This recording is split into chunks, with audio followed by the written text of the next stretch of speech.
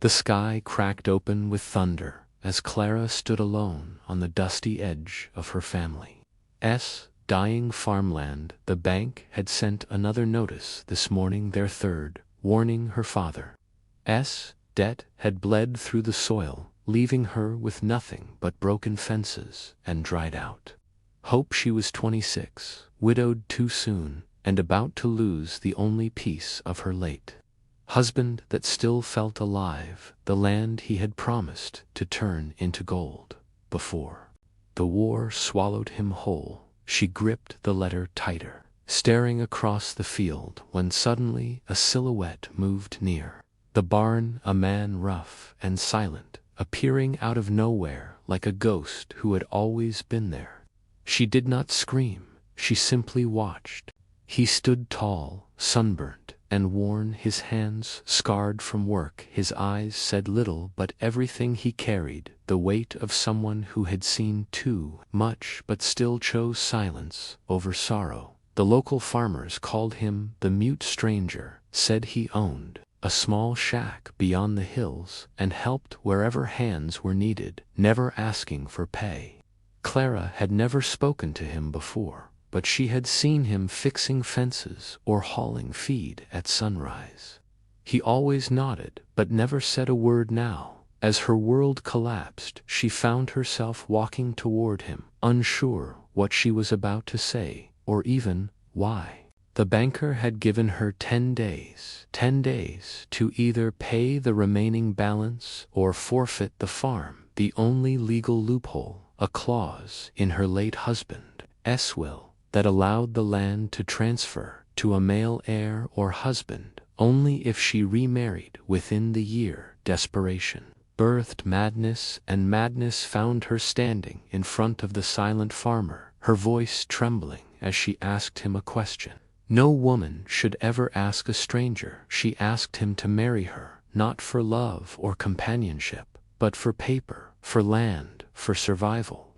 The words hung between them like smoke. He did not speak, he did not nod, he simply walked away back to the barn. She felt foolish, broken, humiliated, until 5 minutes later he returned. Carrying a worn envelope. Inside was a marriage license, already signed by him, as if he had expected this moment, as if he had been waiting. She searched his face for a reason, a flicker of motive, but found none. Only that same stillness, the quiet of storms before they rage, and he simply held out the paper.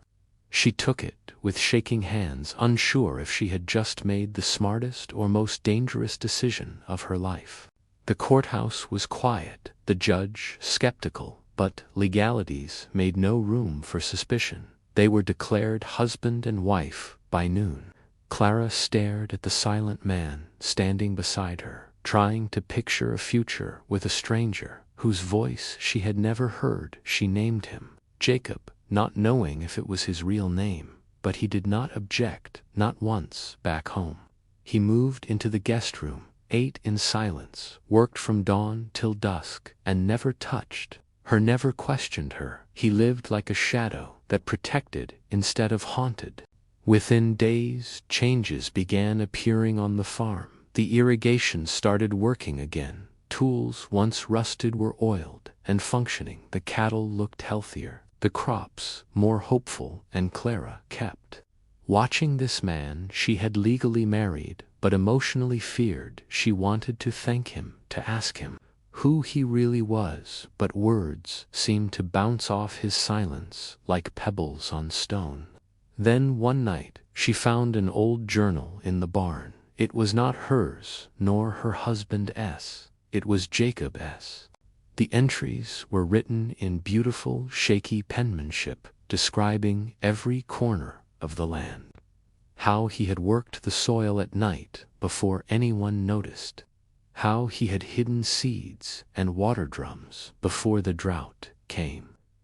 He had been watching, protecting, restoring. He knew this land better than she did, because he had once dreamed of buying it himself. But when her husband came back from war and bought it instead, he walked away, never competing, never speaking, just waiting in silence till fate brought her to him again. That night, Clara cried for the first time. Not for her husband, not for the debt, not for herself, but for the man who had given everything and asked for nothing. She confronted him, her voice breaking as she held the journal. He did not deny it, he only listened, then walked to the back porch and pointed at the stars she followed.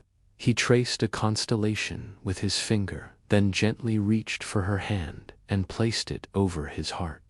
It was the first time she felt warmth from him, the first time silence said more than words ever could. The next morning, Clara woke to a knock on the door. It was the banker, but this time his tone was different. He had heard about the marriage and saw the farm's new progress. Reluctantly, he handed her the final contract, canceling foreclosure. The land was now legally hers again, thanks to Jacob, or whatever his real name was. But when she turned to thank him, he was gone, his room empty, no note, no trace, just a ring placed carefully on the pillow with the initials J.R. carved inside, and the journal now closed beside it. She ran to the barn, to the field, to the hills, but there was no sign of him. It was as if he had never existed at all. Only then did she notice the small wooden post near the well with fresh flowers placed at its base. It bore a name, Jacob Reed, a veteran presumed dead 5 years ago. His grave had always been empty, but someone had visited it every month without fail. Clara fell to her knees, her breath stolen by the realization the man she had married had not come to save her. He had come to keep a promise he had once made to her husband in a war camp, that if anything happened, he would look after Clara and the land she loved. She did not cry this time. Instead, she planted a tree beside his grave, watered it daily, and whispered stories to it. As if he were still listening, her fake husband was gone. But in truth, he had never been fake at all. He was realer than most men she had ever met. He was a ghost of loyalty, of silent love, of purpose carried out without witness or reward. And in his silence, he had rebuilt more than her farm. He had rebuilt her faith in unseen goodness and unexpected heroes. And just when she thought the story had ended, a letter arrived from a government agency stating Jacob Reed had been missing in action, not dead. His name recently cleared of clerical error, and with it came a photograph from years ago of him standing with her husband, smiling and alive, the same man who now lived only in memory and mystery. Clara held the photograph in her trembling hands, staring into the eyes of her late husband and Jacob side by side in uniforms stained with dust and brotherhood. They had fought together, lived together, and perhaps dreamed together. It now made sense why Jacob knew the layout of the barn where the tools were buried, why he never needed to ask for directions or explanations. It had all been passed down through whispered stories over campfires and battlefield nights. Her husband must have spoken of her, often described her resilience, her stubborn hope, her love for the land, and Jacob had memorized it all like a sacred oath. She walked to the tree she had planted over his resting place, the leaves now rustling in the wind like secrets. Unfolding, she opened the journal once more. On the final page, a new entry had appeared, written in the same shaky but careful script. Clara, if you are reading this, then I have finally kept my word. I did not speak because words fail in the face of promises that carry the weight of another man's life. I loved this land before I knew you. I loved your spirit, the way he described it.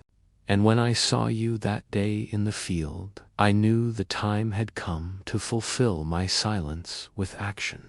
Her tears fell quietly this time, not from sorrow, but from the overwhelming weight of knowing. She had been chosen not out of pity or coincidence, but out of loyalty, a love born not in courtship, but in honor. The man who had stood beside her for weeks, working without rest, never asking for anything, had done so not as a stranger, but as a witness to the man she had once called husband, and in his quiet way he had honored them both. Weeks passed, and Clara began to transform the farm, flourished not only in crops but in purpose. People began to visit again, to help, to ask questions about the mysterious farmer. She told them only what they needed to hear. He was a man of his word. He came, he gave, he left. No one questioned further. Some called it a miracle, others called it luck, but Clara knew it was neither. It was simply Jacob. It was sacrifice in its purest form. One evening, as the sun dipped low and the golden light swept across the fields, she heard a knock, not sharp, not urgent, but soft, almost hesitant. She opened the door, and there he stood, Jacob, alive, tired, eyes sunken but alive, for real, no longer a ghost, no longer silent. He spoke her name, Clara. Just once, but it echoed louder than thunder. She did not speak. She only stepped forward and hugged him tight, as if pulling him back into existence. He had gone to clear his name, he explained slowly, and now that he had done so, he returned not because he had to, but because he wanted to. He had watched her from afar, even after leaving, making sure she was strong enough, and when he saw the farm thriving, the town respecting her, the land healing, he knew it was time to come home.